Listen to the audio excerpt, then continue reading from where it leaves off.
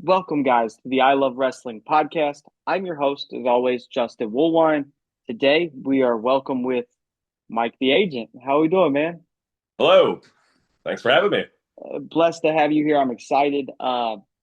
You got an interesting um, way into professional wrestling. I'm really excited to dive into it. I've met you recently at a Exodus Pro Wrestling show. Great, fantastic stuff that EC3 and the NWA are putting together. Before we dive into all that, though, where can the fans find Mike at on social media and upcoming events, things like that? Oh yeah. So upcoming events, I'm pretty much just exclusively NWA Exodus Pro right now. So Perfect. I should be no official word, but should be on the next card May 23rd. So looking forward to that. Social medias, I'm under Money, so MONEYMN, which is where I'm originally from, Minnesota. So like the state abbreviation, and then 34. So I'm easy to find Twitter or whatever it's called now, X, Instagram. So yeah, that's where you can find me. Perfect. But from personal side, and then there's my business, which is my State Farm agency, but that's a whole other can of worms. um, on the I Love Wrestling podcast, we start as far back as we possibly can to maybe when you fell in love with wrestling. So what was the first exposure you had to wrestling, and maybe when did you fall in love with it? Okay, yeah, good question. So this is crazy that I actually still remember this, but this is totally true, and it's the only thing I remember from that night. But I turned 41 here at the end of the month, so I've been around. I actually remember very vaguely, of course, WrestleMania 3, Hogan, Andre the Giant. I don't remember anything else from that night as a kid. I mean, I've watched that WrestleMania since, but many times. But I very much recall that night at my grandmother's house. My grandfather was a huge pro wrestling fan. Uh, the whole family went over to watch that event, and I remember watching the Hogan Andre the Giant match and the body slam. And even as a kid, you're just awestruck by that. But I would say I really started to realize that I was really into wrestling about WrestleMania 8, which that card was also a lot of fun. I always think back to the Sid Hogan match, and of course Ric Flair and Macho Man on that one. But that's where it all started to dawn on me that I loved this stuff and was buying wrestling buddies and doing wrestling moves at my grandmother's house on my sister and the wrestling buddy, and I've been hooked since. Okay. Do you remember your first like live event or live exposure to wrestling? Yes, I do. That's a good question. So first live event was actually just we're talking like just in general. First live event Yeah. was like at a carnival back in the day in the city of Willowick. We were here for the summer, and they had like in a tent and had random wrestlers, and I swear there were some like real like WWF names on there.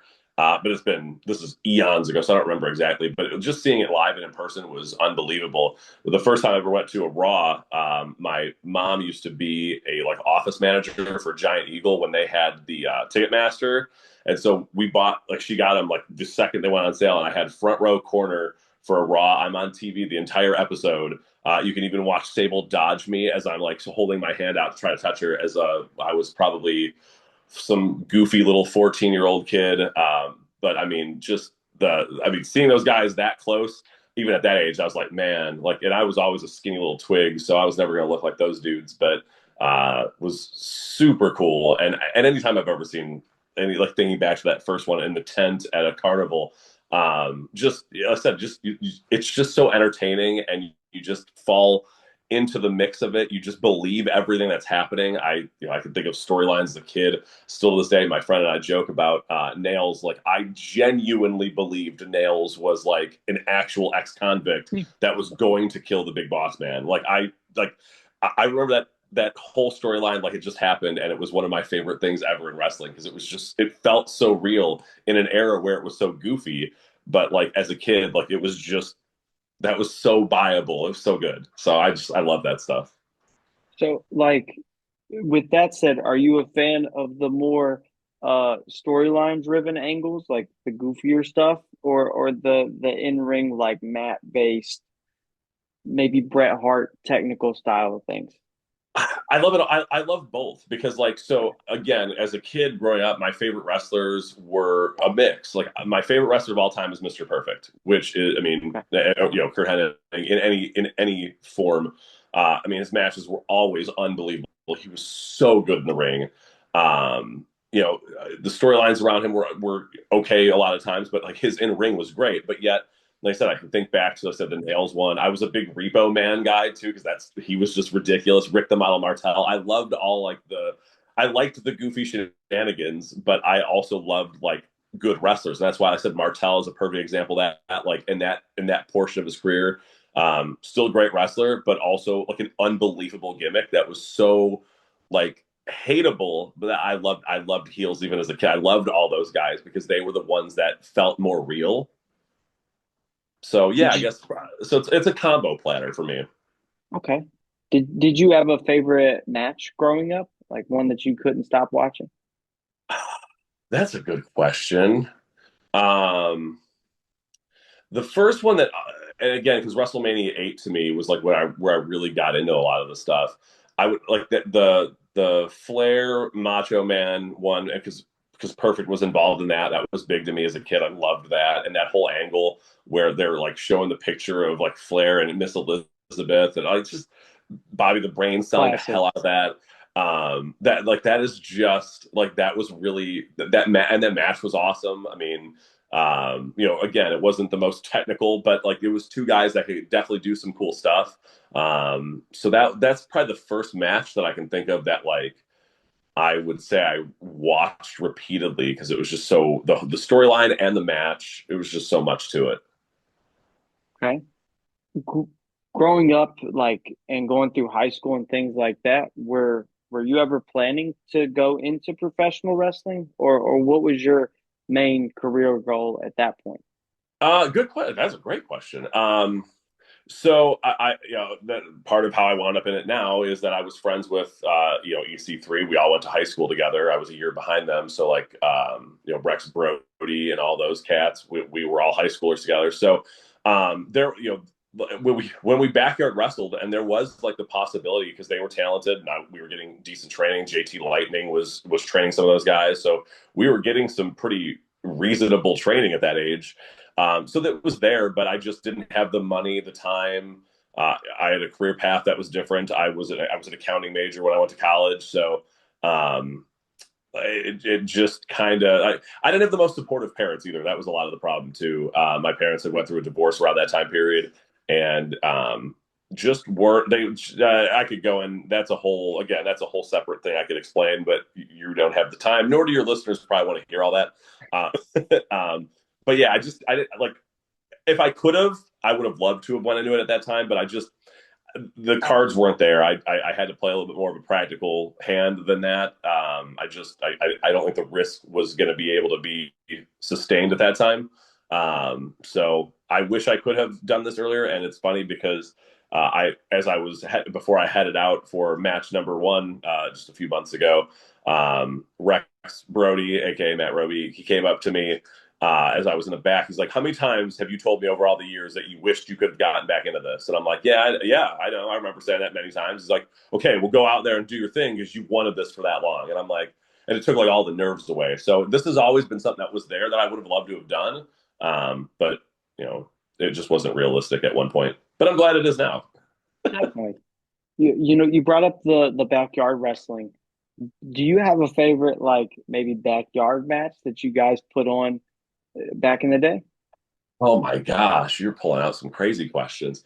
Um, Oh boy. Yeah, I guess I guess so. Now that I'm thinking about it, I haven't dug into those annals for some time, but yeah, one of my friends, we had a good rivalry going. His wrestling name was Nick Cutter, my friend Jeff, and my wrestling name at the time was Nightmare.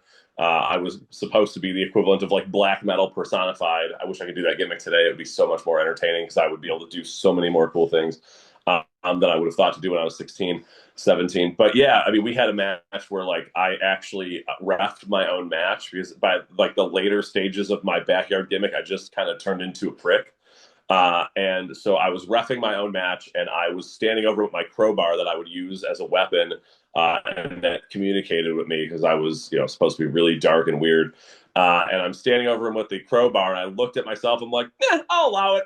And I went to go like impale him with the with the crowbar, and of course he dodged it. So that match is always one I think of as being pretty entertaining because I did some really crazy dumb stuff in that match, but most of it was out of being entertaining. Maybe you'll have to convince EC3 to let Nightmare make an appearance. Him and I had that conversation in training and at the bar. I've Okay. pitched an angle where it could work, and I would love to do it. One of my best friends is a drummer in a black metal band, so I'd even have like some pretty killer entrance music already lined up, and I have a whole idea for the gimmick. It's just right now the whole Mike the insurance agent thing is working, so he even said to me, he's like, "Why would I need to book that when I already have the most overact possible?" I'm like, you got me on that one. I don't have a good answer. So I'm gonna stick with Mike the Agent. And if the opportunity ever presents itself to do something dark and sinister, I will break out the alter ego that is Nightmare. Hopefully. One day, maybe. Okay. Probably not. I'll probably never get that chance. I mean, with every great babyface run or good guy run, there's always the inevitable heel run. So we'll see it. But see, that's the thing is that the vision for this character is that I would be good disguised as evil, fighting evil disguised as good, because the whole run that I had was originally, if you are privy to the early Exodus shows from a year ago, where I was having a feud with Pastor CeeLo, that was kind of what I presented was like, I want to lose to this guy to create the ability for me to come back in this like sinister character that is like the anti-hero hero. Like, you shouldn't be rooting for this guy who has, upside down crosses and pentagrams on him, but like you also understand where it's coming from and why it's happening, and you see that this is like there's a vision there. And I just, if it ever worked, I would love to do it. I don't, it would require a serious gamble as far as kind of a different viewpoint. But I don't know. We'll see. Maybe one day. You've definitely piqued my interest. Being honest, It, you definitely piqued my interest.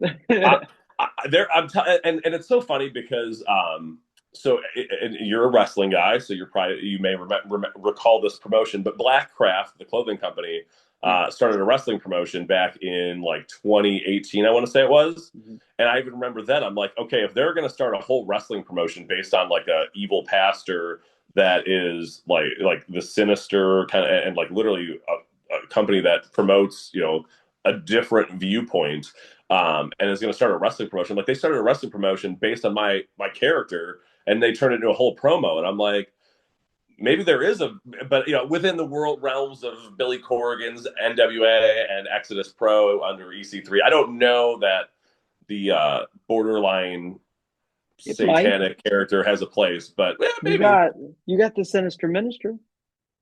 I mean, yeah, I mean, that's true. I mean, There's some undertones there, so this you is never this know. is true. The only problem is that I'm also probably not the most skilled wrestler at this Okay. point of my career, to be trying to do some character that would be, you would think would be unstoppable and very, very mysterious, and just, not that I'm trying to compare it to the Undertaker, because that's not, because honestly it's a different kind of angle to that degree. But like, you think of the Undertaker as just an invincible character. You'd want a person in corpse paint who's just dark and just mean looking. You'd want them to be good and mean in the ring. And I'm not sure that I'm at that point in my venture. But like I said, it's something that I would love to do, but I'm not in control of creative, and I probably shouldn't be if I'm coming up with those kind of gimmicks anyway. So Okay.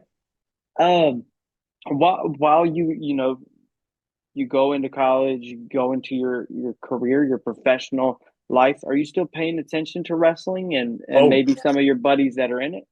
Oh God, yeah, of course. Okay. Like I said, you have to remember that I was in high school and heading into college during the Attitude Era. So I mean, like, wrestling was cool, super cool. I Yes. remember, in high school, my homeroom teacher is like debriefing on Tuesday mornings Raw with me the night before as we're sitting there like talking about the show before homeroom and stuff like that. So yet heading into college, then you see, like I said, in my case, I'm seeing friends of mine venturing out into the world. So definitely, again, I wasn't running to a million shows, but definitely was following from afar a lot of that time. Obviously, the TNA time period for EC3 was outrageously entertaining and exciting to watch. Um, but yeah, I mean, I've always had, at minimum a toe dipped into the world of pro wrestling, if not, all in, watching everything that I could possibly consume. But yeah, definitely having friends doing that was very fun to watch that from afar and get to live through them a little bit and live it through their eyes and seeing their journey through the world. Have you ever veered off? I know a lot of fans take a time period off. Have you ever said, I'm gonna take a break from it? Yeah, I mean, sporadically. Not that there was breaks from it, but I just wouldn't be as hardcore. I wouldn't watch, Raw. And even as we stand right now, I don't really consume a lot of like WWE, AEW. Like I pick up some stuff. I have a group of friends that we're always talking about stuff through, but I'm not. Yeah, I have way too many hobbies to begin with. So, wrestling is definitely a primary one that I've always had. But when you talk in terms of, like I said, I have plenty of, I have my professional life and, handling business, and I'm married and have a dog, and I love sports and travel for that. But I'm all, like I said, any chance that I can consume wrestling, I usually do. I've traveled for pay-per-views and went to WrestleManias. But yeah, I mean, as far as taking a break from it, probably I would never say there's been a break. I'm always at least ear to the ground, paying attention to what's going on. Okay. Which WrestleManias have you attended?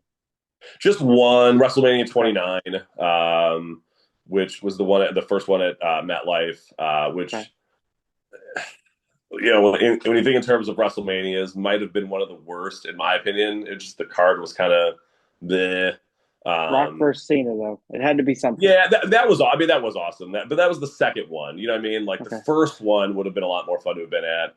But that Definitely. Rock Cena was cool because it was for the title, and that was obviously that would have been CM Punk's last match, or last WrestleMania match. I actually was at until he of course came back, but I was at that, and then I was actually at the Royal Rumble in Pittsburgh where he basically left and then told them to casually Screw go off. f themselves the next day. So I've been at a lot of random CM Punk moments that were pretty cool. Okay. Okay. Which, if you had to pick, we've brought up EC3 1,000 times so far. What's your favorite EC3 moment or match? Oh, wow, that's a great question. I'm just gonna Um, keep this in mind. I'm gonna show him whenever I see him. See, like if I'm thinking about it in full honesty, like the journey. I mean, like his TNA run, awesome. All the different things he did there was great. But like seeing that first Exodus show, the journey, where he wrestles J Rock in Cleveland, like to me, that was just like it's post him being running through the world of playing nice and doing the yes man thing and doing just what he needs to do to get where he wants to get. That was him unleashed and unchained in pure EC3 genius. So, and not that he didn't have the promotion that he ran before that, which was cool and definitely entertaining and different. But this was kind of a mix of both those, and it was letting him kind of really take the reins to see that this is an opportunity for him to really make a mark in this business more than he already has. And that was to me just a pinnacle moment for him because I got to be a part of it, and it was just such a major step for him. And then obviously I would say that him winning the NWA title, that was also one of those matches. I was actually at a concert, and it was actually a band that I know pretty well. One of the guys is also a big wrestling fan, so that worked out well. And I'm watching the EC3 world title match while I'm at a concert. So that's also one that really stands out to me because again, just such a crazy moment in that just trying to rebrand and rebuild himself, and now he's going to basically take the reins as the man in way different more of a situation than it was with TNA. So in my opinion, a bigger situation because there was way more at stake with him taking over that title in NWA. And I think he really elevated that title and NWA to a different level than I think most people could have done in that time and that quickly in that spot. So those are the two quick ones that stand out. But I mean, I could go on for days probably about his matches. There's some great ones out there. Definitely.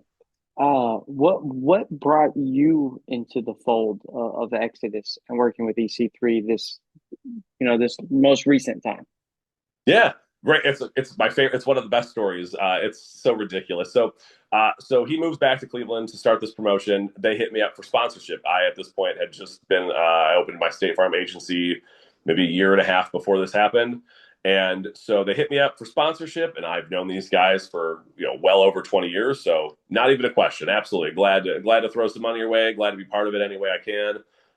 Even if it's just in a sponsorship capacity. So go to the wrestling school, drop off the check, stand there talking to him, talking to Gary and all them, and hey, stop back anytime. I'm like, oh, I definitely will. Head out on my way. So it's that a few days later, it's Saturday morning. I'm sitting at my house. I get an unsolicited text from him saying, hey, idea. We're going to build this. We're going to have this battle royal. We're going to get one of those giant fake checks, which is still in my office here at the house. We're going to get one of those giant fake checks. Bastard heel's going to win the match. It's going to lead to you in a match in a few months. And I'm like, okay, Okay. sure. And so then, go to the first show, doing the thing. And I'm like, if he's being serious, cool. But like, probably not. And then we're talking, and he's like, yeah, he introduces me to Pastor Steele. He's like, yeah, we're going to do some business together. And I'm like, oh, like, this is legit. And then so I'm like, all right, well, I'll start putting in the work. I started hitting the gym and trying to get back into some shape that looked like a pro wrestler. Not that I was ever really out of shape, but I'm not a spring chicken anymore. And that's pretty much that. I signed up to do the training last year and gave again kind of what we were talking before we started this.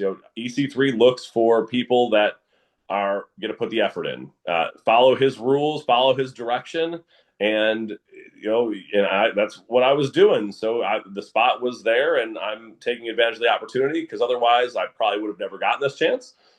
So that's not lost on me. And I wanted to make sure that I didn't feel like this was given to me, that I earned it, or that I bought it because, you could make that argument as a sponsor. But I wanted to make sure that that's not how this turned out and that the effort was there too. But yeah, that was just, it was his genius idea that there was something there and it worked very quickly. We went out for that first show and people were chanting my name as I'm standing on the stage with that giant check. And I'm like, I have no idea what is happening here, but I'm all in. Did you end up getting to work with Pastor CeeLo? We had not in an in ring capacity. Okay. We for all those first 5 or 6 shows, they were building that angle, and then basically what happened was when it was time for that title to get rolled out, the original plan for that person got injured. And so they had to make a quick change, and PB Smooth became that quick change, and well deserved, well earned. That guy is a beast, and I just Phenomenal. so happened to be having to deal with him at that time, and I'm like, oh, of all people. But he wow, but yeah, but that basically kind of put a little bit of a corkscrew into that story angle there, but. Maybe there's a chance for me and CeeLo to. He did steal a lot of money from me during that time period, so maybe there's an opportunity for me to get some retribution now that I'm becoming a trained wrestler. Definitely. Um, what was it like for you coming out for your first match in front of a crowd, going through the curtain? What were you feeling? What was going through your head? Yeah, before the match, so like talking, getting even to the venue that morning, I've been there for all those other shows, and just in the capacity of doing some promos, doing some talking, which I can, as you can probably imagine from this interview, I can do with no problems. That one just felt crazy. I got in the ring just before, well before anybody was there. I'm standing in the ring and I'm just looking out. I'm like, I never believed that I would ever have this chance again because I did briefly have one match when I was technically supposed to be 18, but I was 17, in a battle royal with a lot of the guys that, EC3 was in that. Rex Brody was in that when we were pimply faced little kids from the backyard.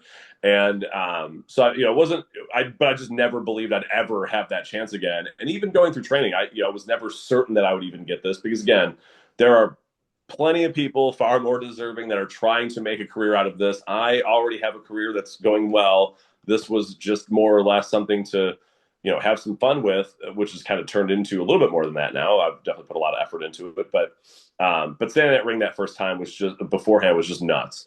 And even then, the nerves are starting to set in. And then, thinking, after, match before us is on, and I'm back there with Beretta getting ready to get out there. And I mean, my nerves were on like 300. And I'm usually a pretty even keeled person. Like, I don't get too one way or another. I don't get too down. I don't get too up. I'm usually pretty level. And I was, the butterflies were going nuts. And then that's when, like I said, Rex came over and was like, dude, you said for how long you wanted to do this again?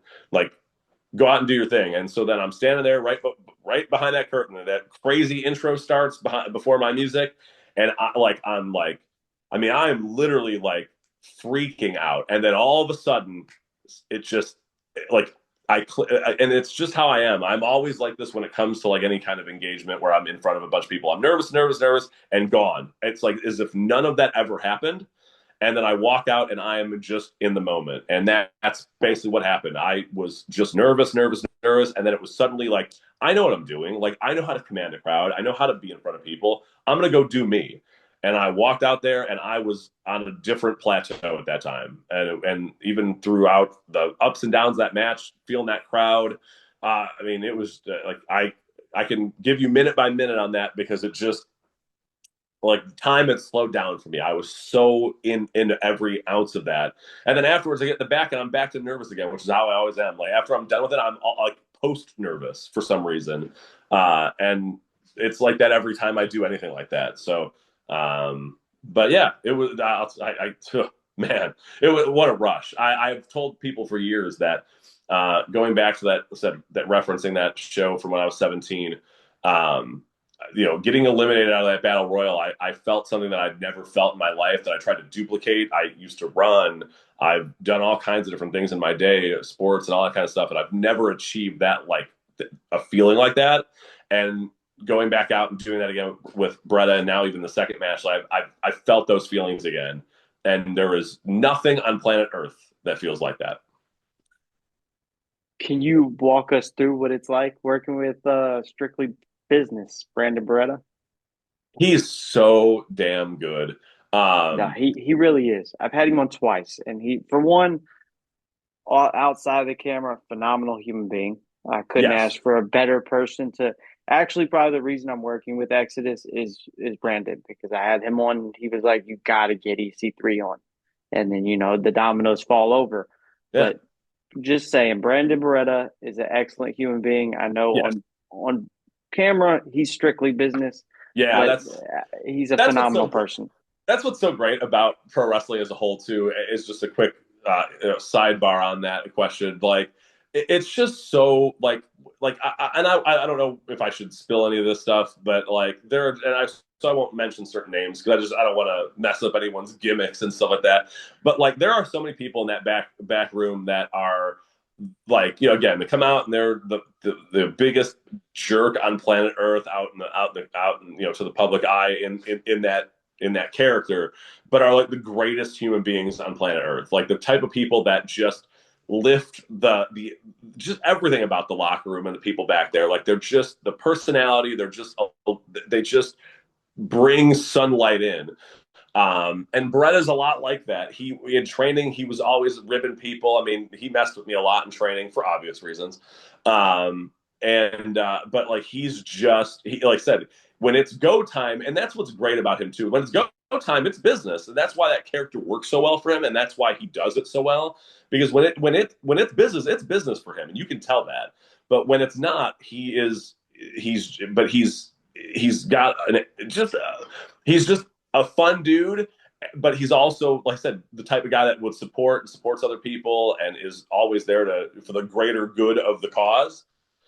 So getting to wrestle with him and getting to work with him was wild because again, I think in terms of people I belong in the ring with, or vice versa, person that he should be in the ring with, I'm not on that list. Like he is, even in his last promo, he mentioned that.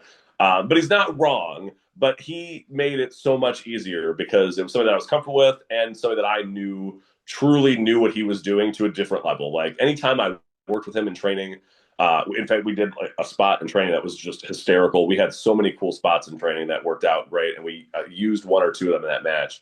But like, he made that so much easier than it should have been for me, especially. And I said when I was on other podcasts, I joke in reference to the outcome of the match. I was joking that if I won that match, that would end his career. But like it's one of those things where like that's a huge gamble for him, really, because he's trying to build his name, and they're putting him in the ring with somebody that could have made him look terrible because I'm not a seasoned pro wrestler at all. Very minimal training to this point, enough that I was able to, I can definitely put on a match. I know some moves, I know some things. I should give myself a little bit more credit than I give myself, to be honest. But he elevated me to a completely different level, at which it just made him look just that much better. And even anybody that I've talked to, talking to Noah and some of the guys behind the scenes, that him and I's match went over so well that I think that definitely showed just how good he really is. And I'm glad I was able to do that in my little bit of capacity because I mean he's deserving, he's well earned it, and that dude was driving from St. Louis to Cleveland every week for 24 weeks or whatever it was for training. Like that type of dedication, I don't know what else you could. I don't think there's anything else I can say at that point than that. That should tell you all you need to know about who that person is. But yeah, it was an absolute pleasure working with him. I only hope I get to do that again with him in some capacity because that would be, he's tremendous, tremendous character, tremendous dude. Love that guy. So Definitely. It's another little sidebar, a peek behind, I guess, the podcast curtain. I told you off camera, like I've never done live interviews, and at the last Exodus show was the first time I did them. Uh, and a couple guys were brought over. Brandon was one of them. It was Brandon, Gunnar Kane, uh, Austin Mulitalo. I butchered his name on the podcast too. But like Brandon came over, and immediately I was like, okay, this is gonna be easy. I've talked to Brandon before. He's the reason I'm here. It's gonna be cool.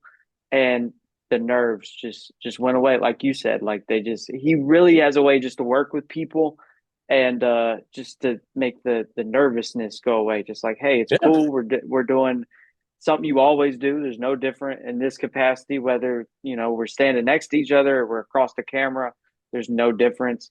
yeah, And just the professionalism he has, I think, is what just makes it so much easier to deal with. He's always calm too. I've never seen like him nervous, which I haven't seen him a lot, so I don't know for sure, but I've never seen him nervous.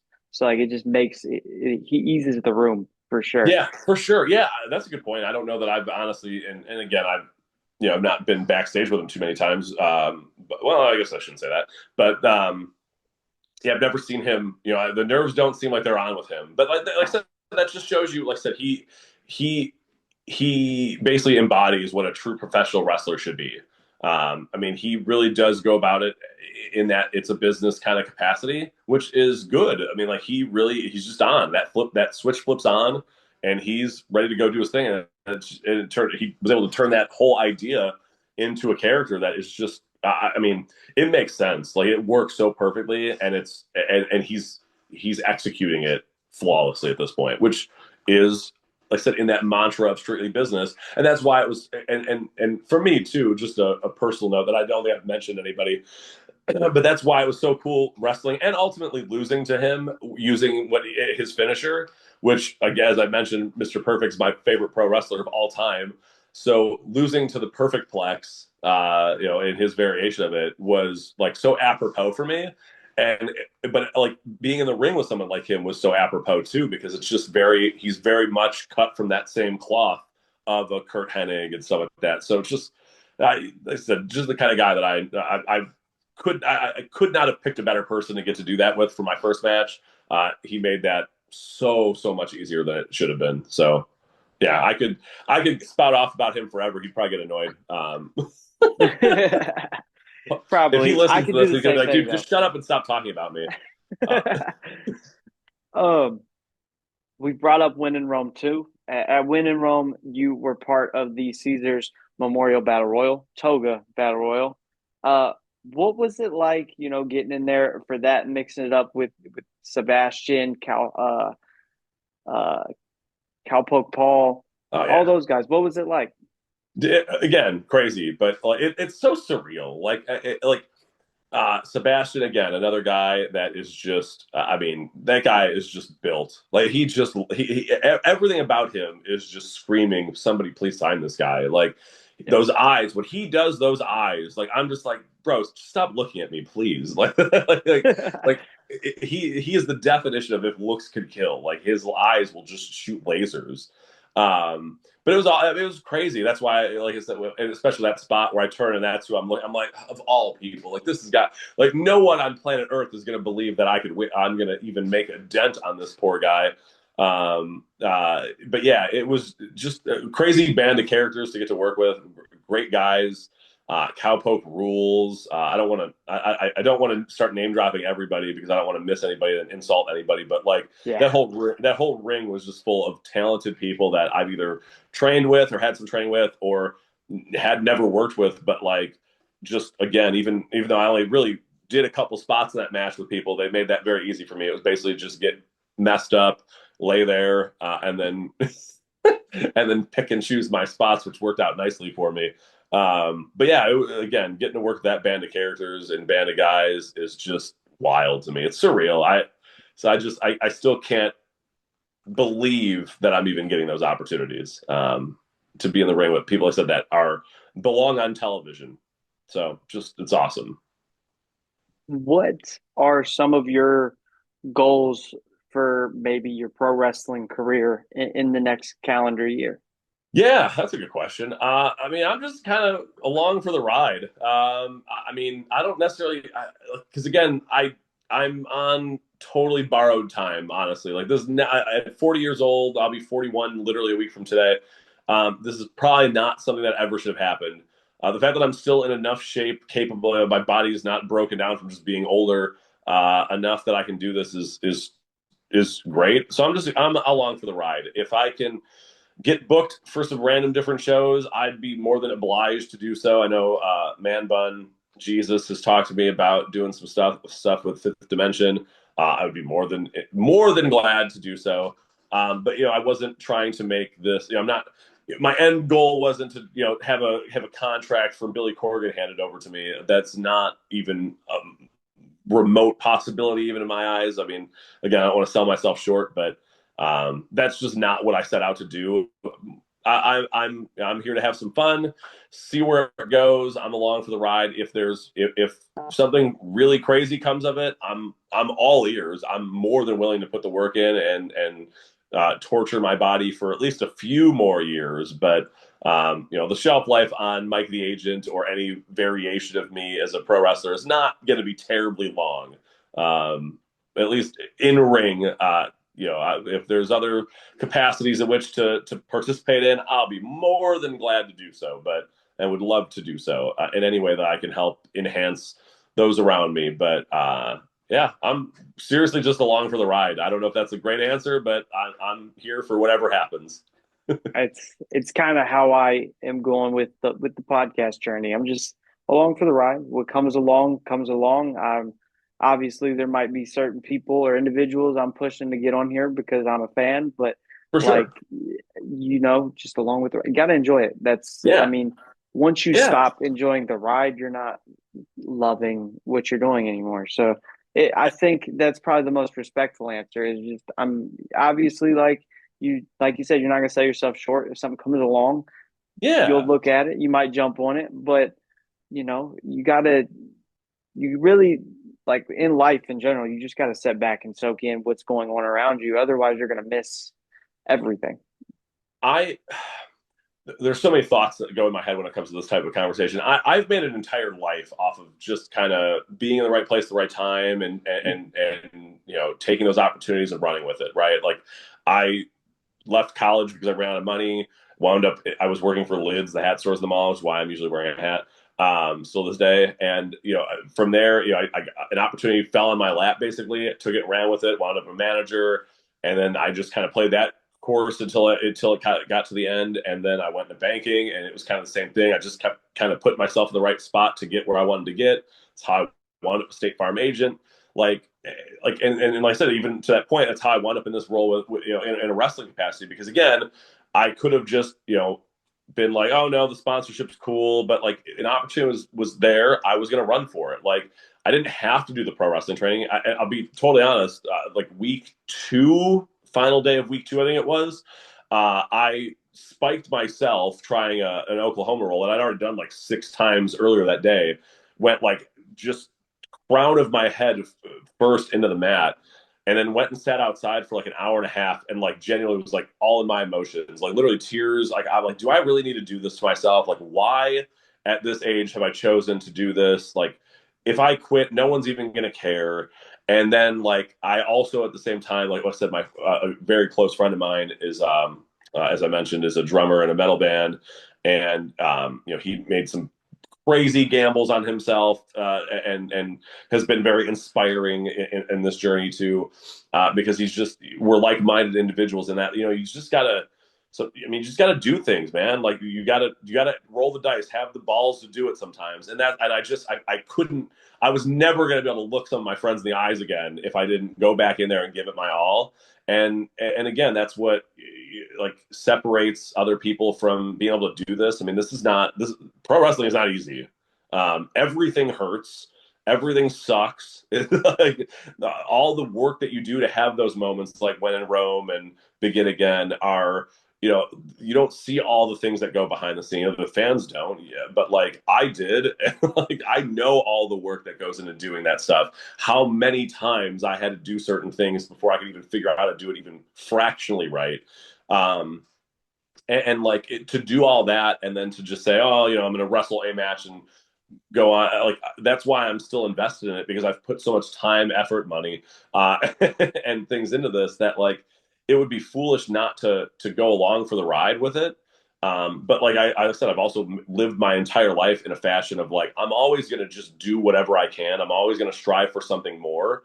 I'm never going to be satisfied. Not that I'm, not from a dissatisfied perspective, but like I'm just never going to settle. And that attitude has carried me on to this point in life. Like I'm never going to change that. I have no reason to, and that's part of why I fit so well in with an EC3 and people like that, because that's just how they are. They've lived their lives the same way, and I, to even, like I said, I'll be able to be in this position is a blast. But like I said, I also don't. I don't take it for granted, but I also don't, I also, I try to give myself some of the credit there too that I deserve, because that's not, there's plenty of people who are half my age that wouldn't have went through a half of what I did. And so, like I said, it's not to toot my own horn at all, but like, you get what you put into it, and I put a lot in, so I'm getting a little bit out of it. I'm pleased to do so. So, and that's why I said if something else comes about from it, I'm open to all things, because I've trained. I might as well at least get something out of it, have some fun with it. Definitely. And there's so Um, much more that was going through my head while you were talking besides that, but that I probably lost those thoughts. But yeah, motivation, man. I always thought I'd be a motivational speaker in life, because that's really that's what I bring to the table a lot. I can inspire those around me, and I enjoy that kind of stuff. And that's what's fun being around. Like I said, this group of wrestlers is like it's just a bunch of dudes like that. I fit right in, which is weird. I never thought I would, but well, and it's cool because something like, a lot of guys get into this at, a younger age. And you've got a plethora of experience being coming in at, 40, you 41, like you got more life experience. So you bring something completely different to the table than what most people do. And then also when you succeed, people are going to look at it differently, because all these people that are like, no, I'm too old, or no, I can't do it because of this. Um, it changes that perspective. So like it definitely is motivational, just you being a part of the business in any capacity.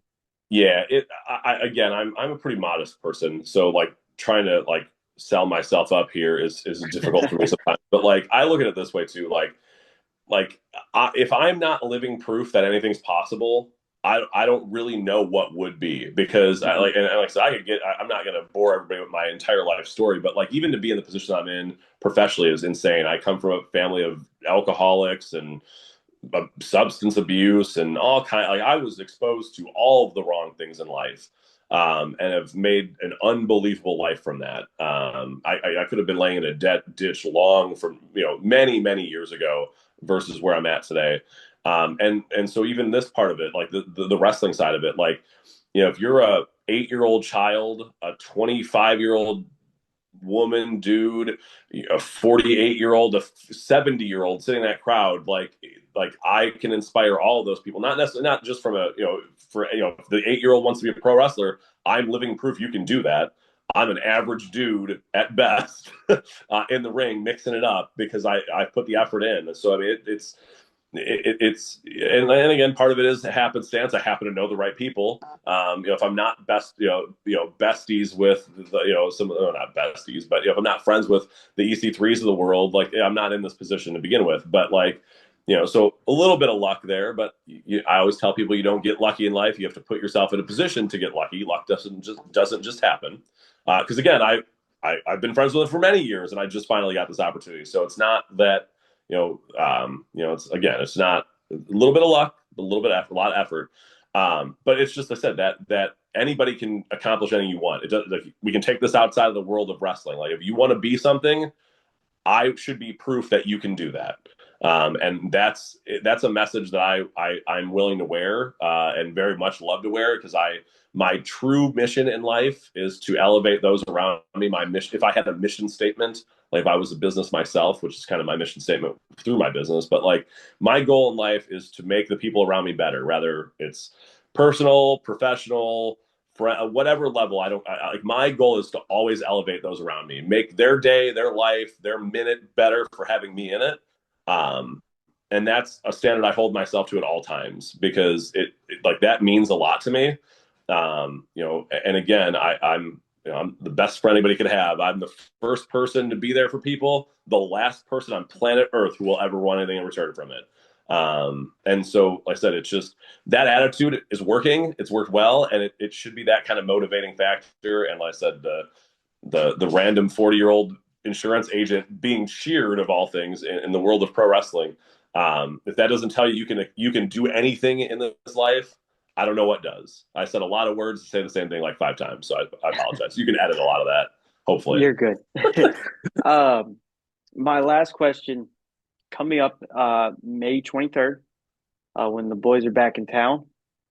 Exodus Pro, you haven't been announced for anything. I don't think really anything's been announced for it.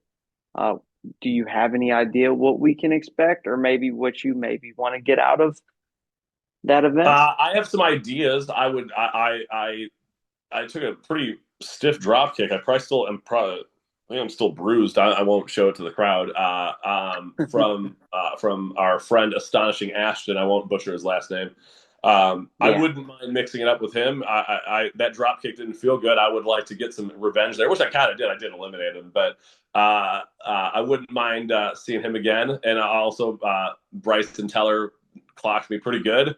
I got him. I got some revenge on him in that match too. But I wouldn't mind seeing some paths cross there. But like I said, I'm open to whatever all challengers that want to see what they've got. I don't like I said I'm not necessarily the most intimidating character that's on the roster, but I'm certainly somebody that the crowd loves. And if you want to try to unseat me as the absolute face of Exodus Pro, I would love to see who's up to that challenge. See who can step into that very very hostile environment of being my opponent. Because that's not Brett had handled it pretty well, but that's not a place I'd want to be personally. That's a lion's den if I've ever seen it. So But I'm looking forward to that show. Looking forward to seeing what we got in mind. But I'm all ears. I'd love to work with someone, and looking forward to stepping back in the ring and continuing to expand on my 0-2 record. Got you. Got you. Before we go, I know we did at the beginning of the show, but do you want to plug your social medias one more time just to let them know where they can catch you? And obviously, we'll see you at Exodus. Yeah, for sure. Money MN34. My old nickname back in the day was Money Mike. For everybody, Mike I think gets that nickname. MN for the state of Minnesota where I'm from, and 34 for my hero Kirby Puckett. So that's where that all came from. But Money MN34, easy to find me on any of those socials. Uh, you name it, that's my name on it. So I'm easy to find. Gotcha. Gotcha. Thank you so much, Mike. I really do appreciate it. I really do appreciate you guys at Exodus. I'm looking forward to continue working with you guys. And, I always leave the door open. So if you ever want to come back on here, we can, shoot the stuff about more of your wrestling career or just wrestling in general. I'd love to have you on. I'm always down to talk. If you haven't noticed that, yeah, I love wrestling. I could talk wrestling for a while, and also I just want to note we appreciate you guys. Especially said I hardly deserving of being the guest on a wrestling podcast, but I really really appreciate that. Really really appreciate you, the support that you and your family showed at the last show. Super super cool.